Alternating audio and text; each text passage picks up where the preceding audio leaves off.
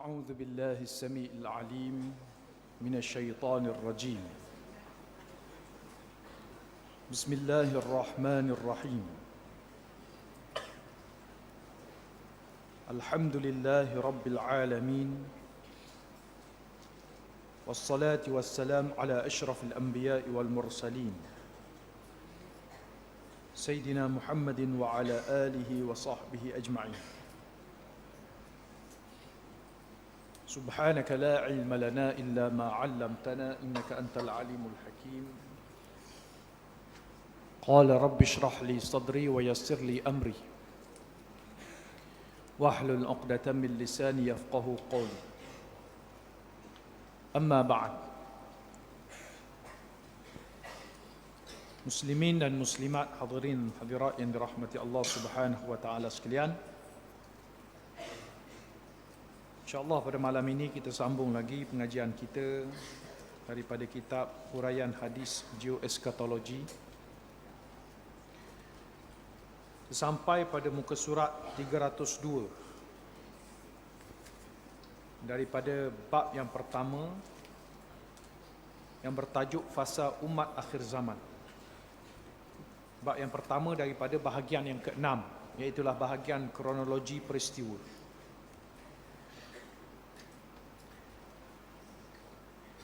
Dapatlah difahami daripada 5 fasa ini bahawa kita sekarang sedang berada pada fasa keempat, iaitu fasa raja yang dipaksa. Pada minggu yang lalu kita telah membacakan satu hadis yang menjadi paksi utama dalam memahami perjalanan jangka hayat umat ini. Bermula dengan fasa yang pertama disebut sebagai fasa nubuwah, fasa kenabian, sehinggalah berakhirnya dengan kewafatan baginda sallallahu alaihi wasallam. Kemudian disambung dengan fasa yang kedua, fasa khilafah ala minhajin nubuwah, pengganti. Khilafah dengan maksud pengganti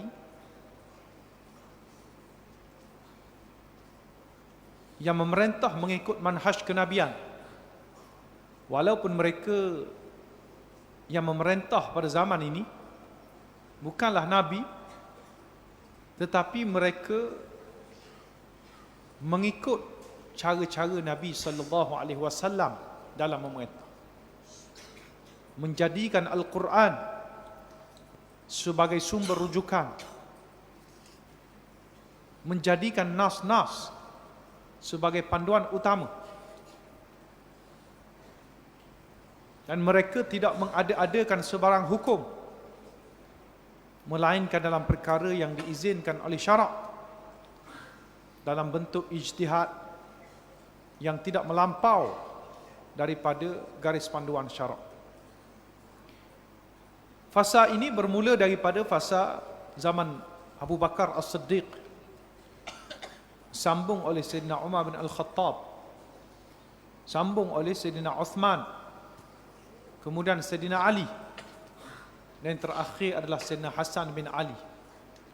Mencukupkan 30 tahun, sebagaimana hadis Nabi sallallahu alaihi wasallam, al-khilafatu min ba'di 30 sanah. Kemudian berakhirnya zaman ini disambung dengan fasa yang ketiga, fasa yang disebut oleh Nabi sallallahu alaihi wasallam sebagai mulkan a'adha, zaman raja yang menggigit. Bermula dengan naiknya Muawiyah bin Abi Sufyan, seorang sahabat yang asalnya menjadi gubernur Syam pada zaman Sayyidina Uthman, menjadi pemimpin utama umat Islam, dan umat Islam membai'ahnya walaupun terdapat konflik politik yang sangat dahsyat bermula pada akhir zaman Sayyidina Uthman. Tapi kerana umat Islam, khususnya ulama-ulama, tidak mahu sengketa antara umat Islam berterusan, mereka memberi bai'ah kepada Muawiyah. Dan Muawiyah mengucapkan, ana akhirul khulafa wa awwalul muluk. Aku adalah khalifah yang terakhir,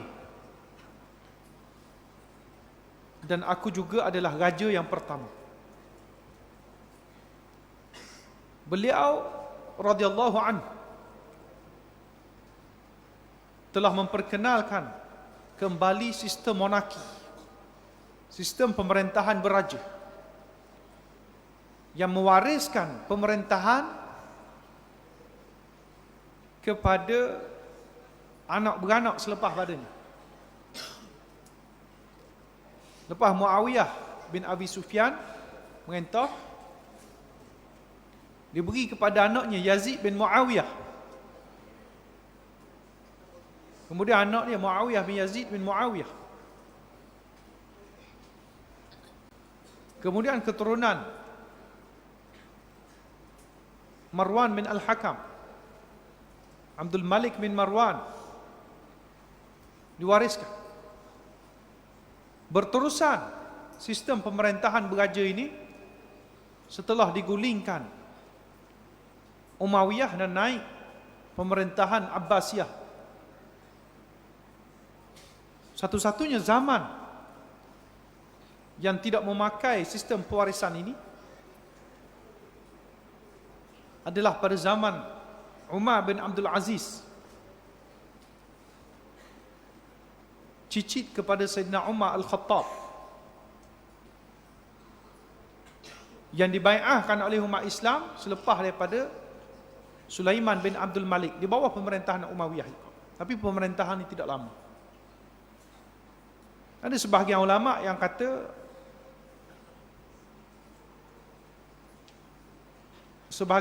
yang memasukkan zaman pemerintahan Umar bin Abdul Aziz sebagai zaman pemerintahan Khulafa' Ar-Rashidin juga.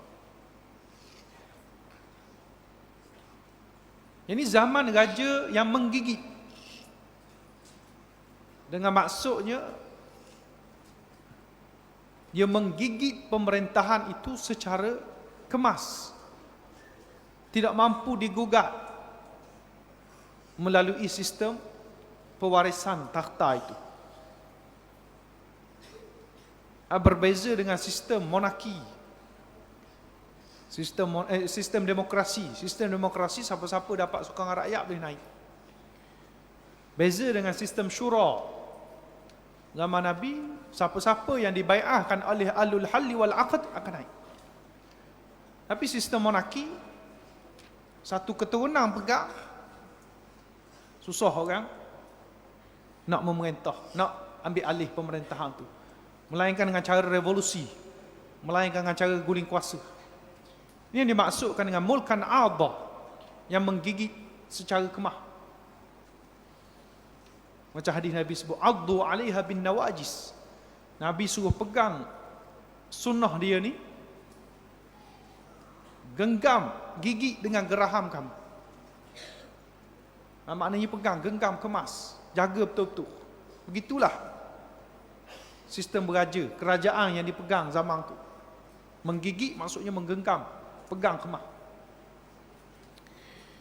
Dan fasa ini berterusan sehinggalah kepada khilafah yang terakhir, khilafah Uthmaniyah.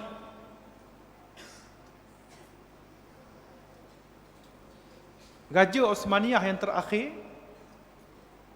Sultan Abdul Hamid Al-Thani, yang merentah Sakibaki, wilayah Uthmaniyah, sebelum digulingkan oleh Kamal Atatürk yang didokong oleh penjajah pada ketika itu. Naiknya Kamal Atatürk tahun 1924 Masihi secara rasminya telah membubarkan sistem khilafah, lalu memperkenalkan perlembagaan baru Turki sebagai sebuah negara sekular. Perlembagaan itu kekal sampai ke hari. Maka Nabi sebut lepas habisnya fasa mulkan adha ini, zaman mulkan Jabriyah. Jabriyah mengikut ilmu saraf boleh difahami dengan maksud jabir ataupun majbur, memaksa ataupun difaksa. Melihatkan kepada zaman sekular ini ataupun zaman pasca penjajahan ini, pasca kejatuhan khilafah terakhir umat Islam ini, dunia Islam memiliki kerajaan yang sangat terhad kuasanya.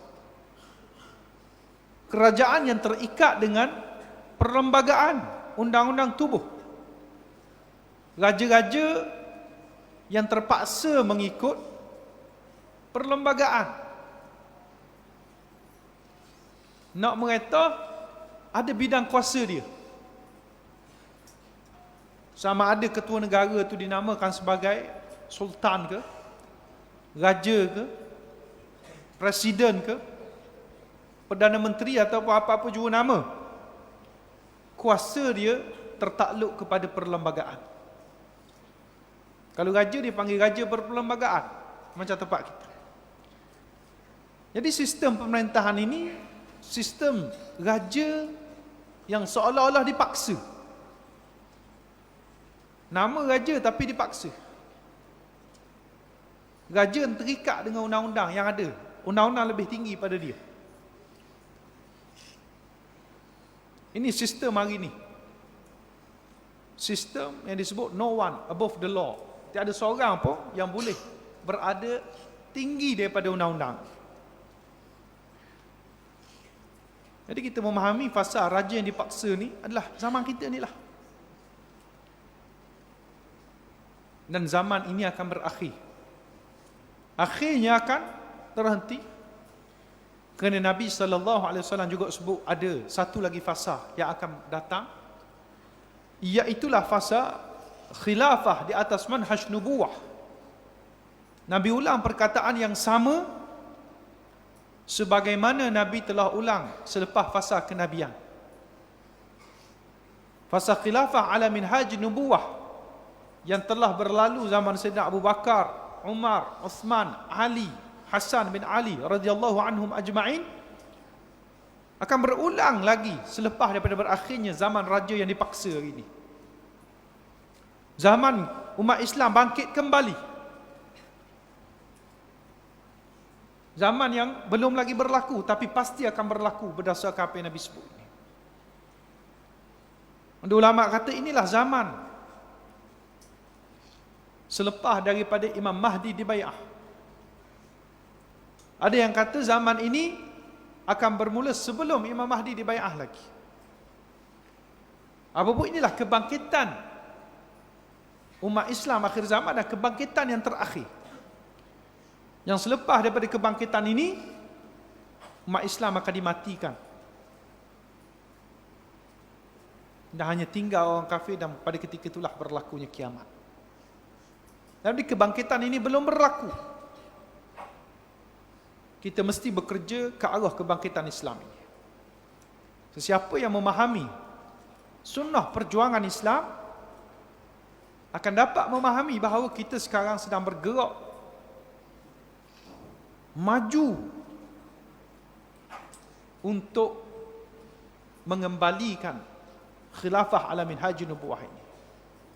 Cabaran-cabaran yang kita hadapi hari ini daripada musuh-musuhnya, daripada kejahilan umat, inilah satu proses biasa dalam sunnah perjuangan untuk membersihkan perjuangan ini supaya yang benar-benar mewarisi kemenangan ataupun mewarisi kebangkitan yang mutlak pada akhirnya itu hanyalah mereka yang benar-benar layak sahaja. Dan hendaklah sentiasa istiqamah. Dan dalam waktu yang sama berdoa kita tidak tercicir dengan tapisan demi tapisan yang sangat dahsyat. Belum tiba lagi masanya. Walaupun ada setengah-setengah negeri, setengah-setengah tempat kita diberikan kuasa, tapi kuasa yang belum mutlak lagi. Kuasa yang belum mencapai lagi tahap khilafah ala minhaj nubuwah. Ia menjadi kemenangan yang menapis sebenarnya. Mereka-mereka yang lalai dalam nikmat kemenangan yang tidak mutlak ini, akhirnya akan tercicir. Kita pun dah nampak dalam 2-3 tahun kebelakangan ni, dah ada dah sebilangan yang tercicir, yang istiqamah sebelum diberikan kemenangan, tetapi tercicir oleh sebab kemenangan. Sama ada kerana hanyut dengan nikmat kemenangan, ataupun kerana kecewa tidak mendapat habuan kemenangan sebagaimana yang dicita-citakan.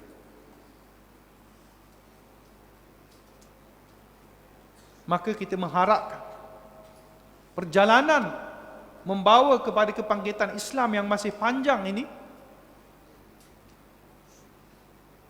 tidak membuatkan kaki-kaki dan tumit-tumit kita berpaling daripada terus bekerja ke arah kemenangan yang telah dijanjikan oleh Nabi sallallahu alaihi wasallam.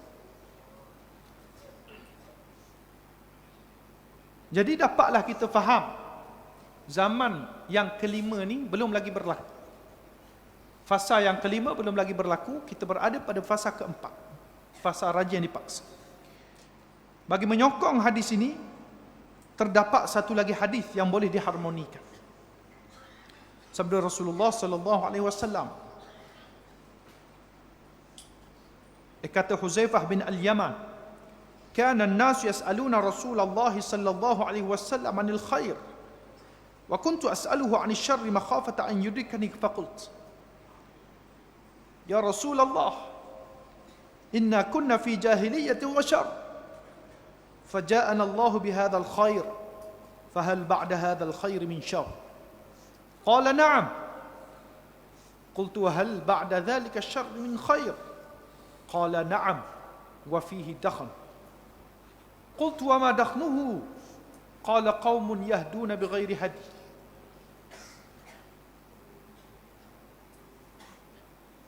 تعرف منهم وتنكر فقلت هل بعد ذلك من الخير حتى هل بعد ذلك الخير من شر قال نعم دعاة على أبواب جهنم من أجابهم إليها قذفوه فيها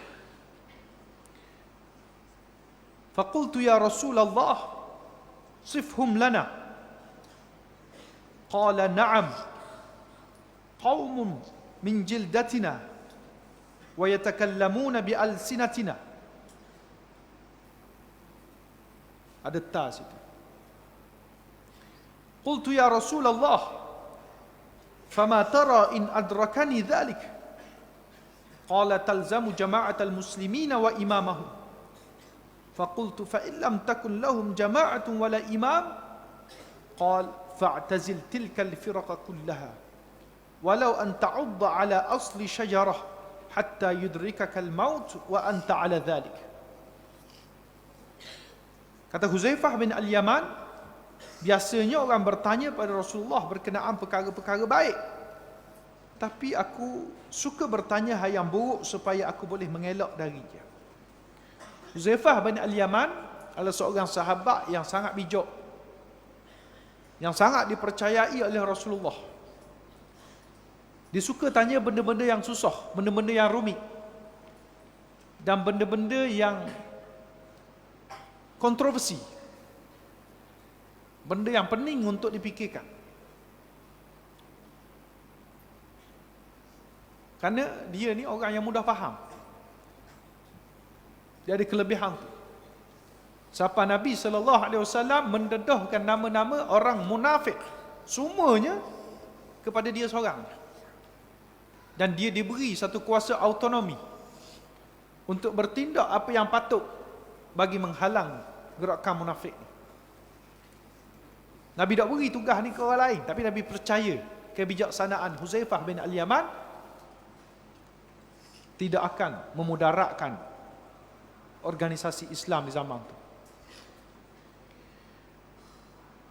Jadi Huzaifah kata, antara benda orang suka tanya benda baik. Contoh benda baik, benda-benda sunat, benda kita kena buat, apa amalan paling baik, apa amalan paling banyak pahala. Itu benda-benda baik yang orang berakhir tanya. Tapi Huzaifah dia suka tanya benda buruk. Apa masalah-masalah yang akan berlaku? Apa perkara-perkara buruk? Apa perkara-perkara dosa yang kita kena elok? Tujuan dia nak mengelak padanya, bukan tanya benda buruk, nak buat benda buruk, tidak. Nak mengelak supaya tak terjerumus dalam benda-benda buruk. Ini Huzaifah. Maka aku bertanya pada Rasulullah, sesungguhnya kami dulu berada dalam jahiliyah dan keburukan. Kemudian Allah telah datangkan kepada kami kebaikan ini, iaitulah Islam. Jadi kata dulu kita ni melalui satu zaman, iaitu zaman jahiliyah.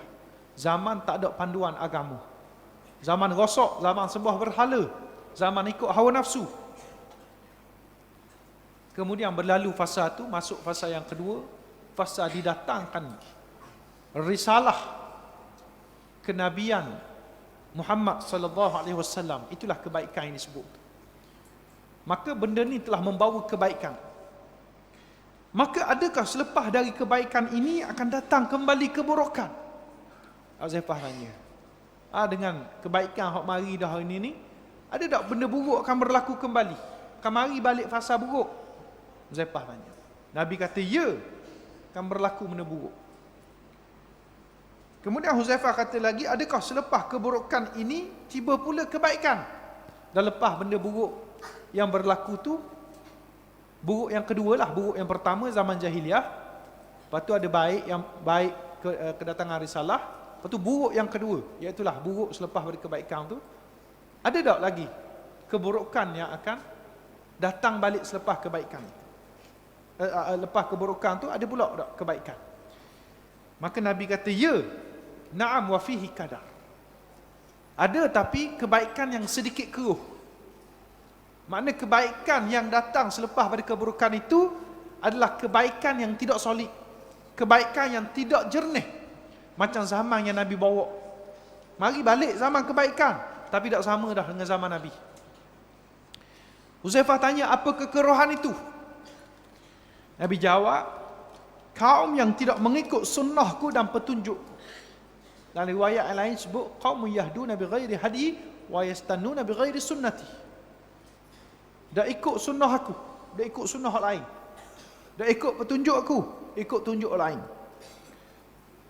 Kamu dapati ada perkara mereka mengamalkan syariat dan perkara mereka menyalahinya. Campur aduk antara benda hak ikut syarak dengan benda hak tak ikut syarak. Ini zaman kebaikan yang memiliki kekerohan, tapi tetap dikira sebagai zaman baik. Huzaifah tanya lagi, adakah selepas kebaikan itu keburukan pula? Selepas zaman baik yang keruh itu akan mari keburukan balik tak? Nabi menjawab, ya, mari pula fasa yang keburukan yang seterusnya, iaitulah para penyeru kepada pintu-pintu neraka, du'atun ala abwabi jahannam. Du'at jamak da'i. Da'i maknanya pendakwah. Pendakwah ni kita faham rajuk kepada Islam lah. Tapi digambarkan zaman keburukan itu pendakwah-pendakwah, para penyeru, ajak bukan kepada Islam tapi ke pintu-pintu neraka. Sesiapa yang menuruti mereka maka akan dicampakkan ke dalamnya. Huzaifah tanya, sifhum lana, terangkan pada kami sifat-sifat mereka. Golongan yang pendakwah ke pintu neraka ni. Nabi kata mereka manusia seperti kita. Hum min jildatina. Mereka manusia seperti kita. Mereka di kalangan kita juga. Senang cerita secara zahirnya mereka ni nampak baik macam kita, nampak orang Islam, nampak pakai piyah, pakai serban, pendakwah. Wa yatakallamuna bi alsinatina. Kulit mereka seperti kulit kita. Mereka bertutur dengan pertuturan seperti kita. Kita baca Al-Quran, mereka baca Al-Quran juga. Kita baca hadis, mereka baca hadis juga. Tapi Al-Quran yang hadis yang telah diselewengkan, ditafsirkan dengan tafsiran-tafsiran yang mengarut. Hak Nabi kata betul dah, tapi yang dia faham daripada apa Nabi kata tu mengarut, menyeleweng daripada kefahaman sebenar yang digariskan oleh ilmuwan Islam.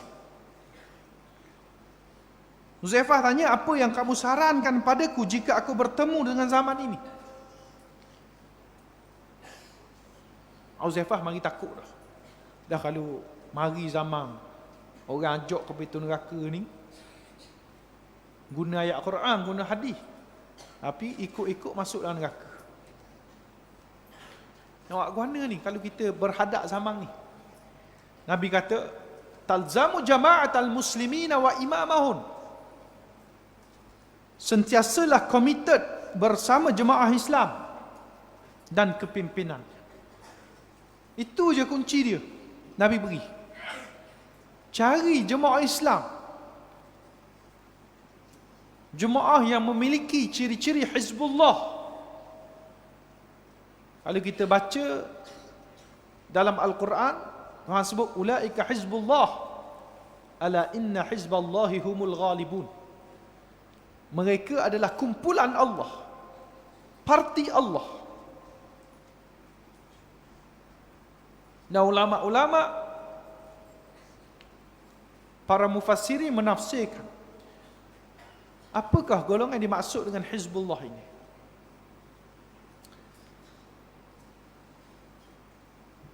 Antara yang paling penting sekali adalah satu kumpulan orang Islam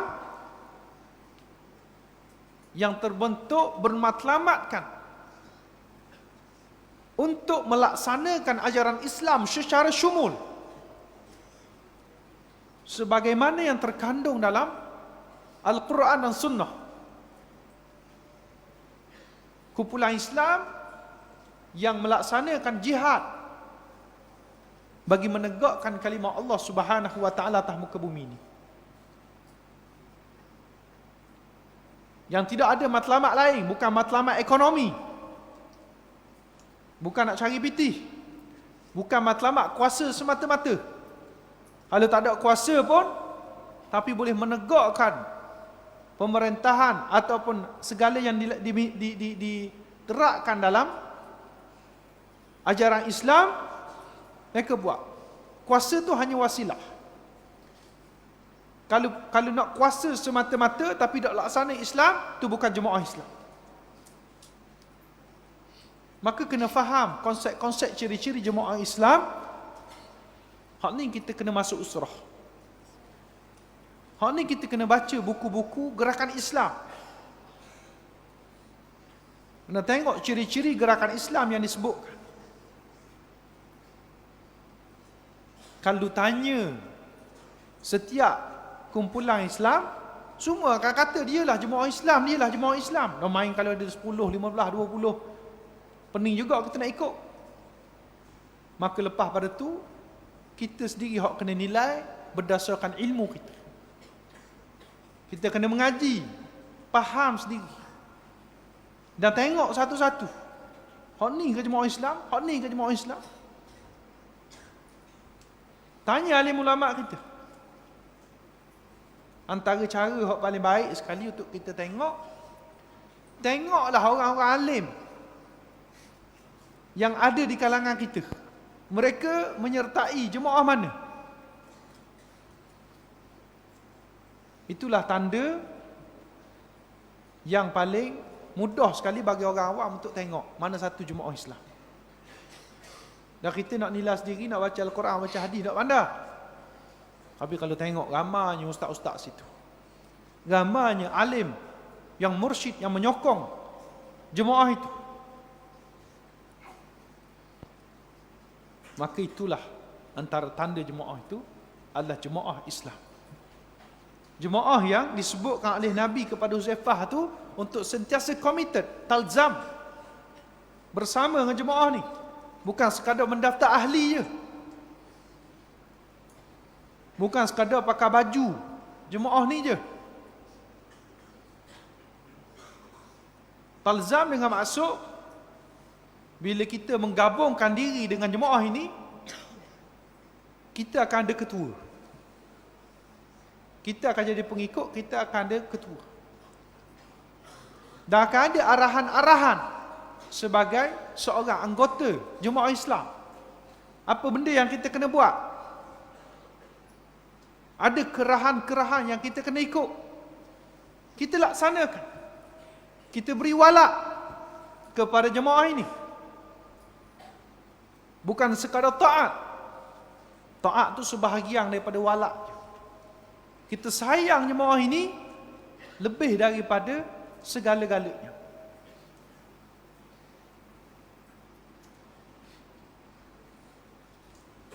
Kita nak supaya jemaah ini menjadi yang terbaik dan mencapai matlamatnya dengan kemampuan yang kita ada.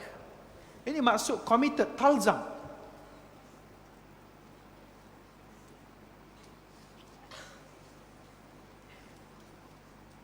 Kemudian Huzaifah tanya lagi, bagaimana pula jika waktu itu tiada jemaah dan tiada pemimpin?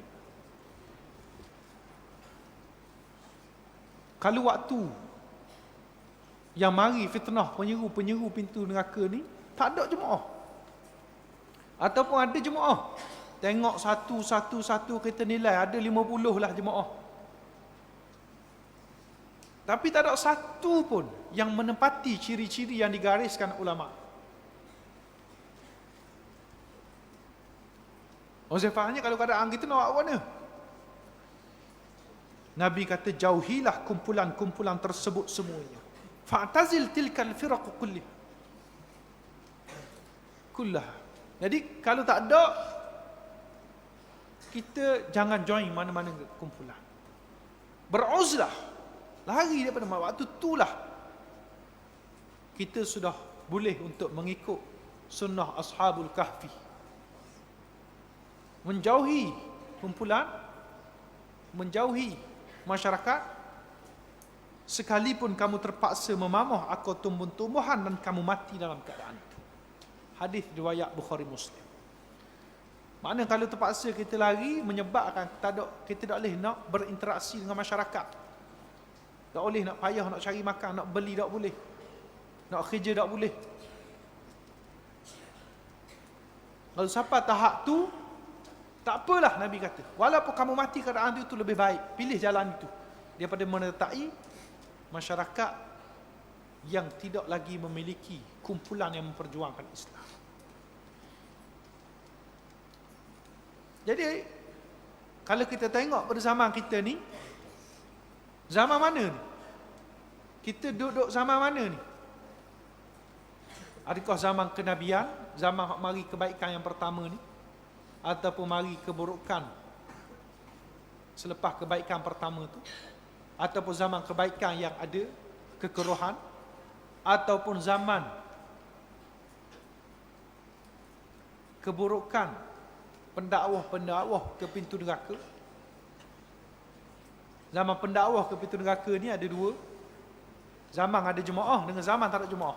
Kita duduk tempat mana?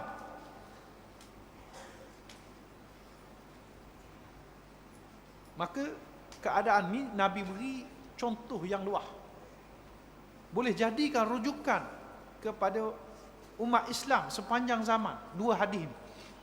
Hadis yang kita baca atas tadi tu, yang minggu lepas tu, zaman raja menggigit, zaman raja dipaksa apa sebagainya.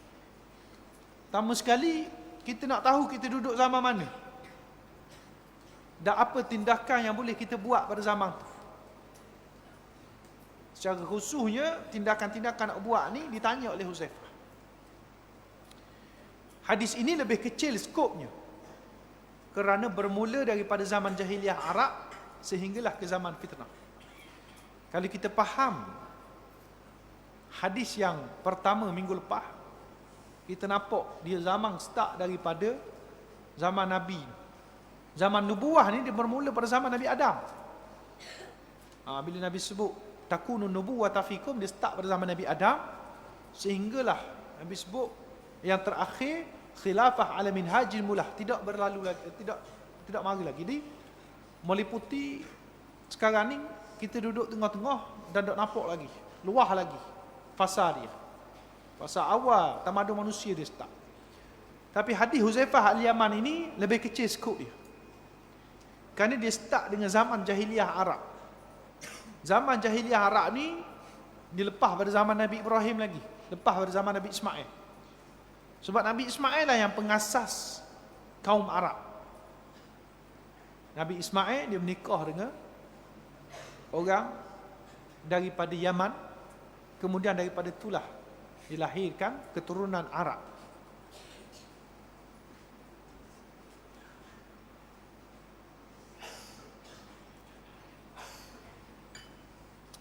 Jadi lepas pada tu molek lagi. Lama kelamaan ajaran Nabi Ibrahim, Nabi Ismail diseleweng. Seleweng lalu memunculkan zaman jahiliah. Jadi situlah start zaman Huzaifah sebut kunna fi jahiliyatin wa syarr. Zaman jahiliah start situ. Zaman ajaran Nabi Ibrahim sedikit demi sedikit hilang daripada masyarakat Arab. Kemudian datang kebaikan. Sehinggalah berakhirnya dengan zaman yang Nabi sebut zaman fitnah. Zaman penyeru ke pintu neraka. Pendakwah-pendakwah yang ajak masuk neraka. Guna ayat Quran, guna hadis, tapi ajak masuk neraka. Secara kasar, ia juga terbahagi kepada 5. Kalau kita perasan, hak Nabi sebut kebaikan, keburukan tu kita bilang ada 5 semua sekali. Keburukan yang pertama, iaitulah zaman jahiliyah. Zaman tersebut bukan sahaja bangsa Arab, malah seluruh dunia hilang harga sebuah kemanusiaan.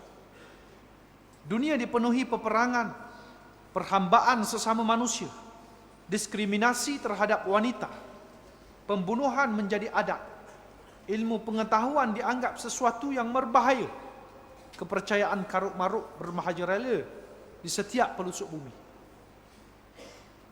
Kita tengoklah pada zaman Nabi itu, kalau kita baca Fiqh Sirah Nabawiyah karangan Asy-Syahid Dr. Ramadan Al-Buti, sebelum lahirnya Nabi itu, dia beritahu latar belakang zaman tu. Zaman tu bukan saja Arab yang sesat. Tamadun yang besar pada ketika itu, tamadun Rom, tamadun Parsi, tamadun China, India, tamadun Mesir, tamadun yang ada seluruh pelosok bumi ini tidak lari daripada penyembahan berhala, tidak lari daripada diskriminasi terhadap wanita, tidak lari daripada perhambaan sesama manusia, tidak lari daripada kerosakan politik, ekonomi, sosial. Rosok serosok-rosoknya zaman jahiliah. Kalau ada yang tak sembah berhala pun, dia sembah makhluk lain. Ada macam Parsi diseleweng dengan agama Majusi.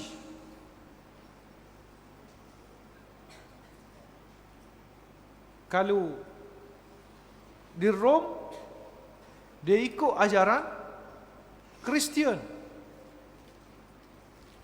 yang menyembah manusia, sembah Nabi Isa, Jesus dianggap sebagai Tuhan. Ajaran Greek, ajaran Buddha, ajaran Hindu, ini menyembah Tuhan-Tuhan yang ramai. Ada Tuhan langit, Tuhan bumi, macam-macam nama Tuhan. Rosok. Seluruh alam. Ini zaman jahiliah. Zaman yang selepas daripada Nabi Isa. Nabi Isa pun dia muncul khusus kepada Bani Israel. Pada ketika itu, di tempat lain tu banyak orang sesat. Tapi selepas Nabi Isa, berlaku lompang kenabian selama ratusan tahun di muka bumi ini, menyebabkan kerosakan. Malah ajaran Nabi Isa pun diseleweng. Katakan sebahagiannya diseleweng oleh pengikut-pengikut dia sendiri.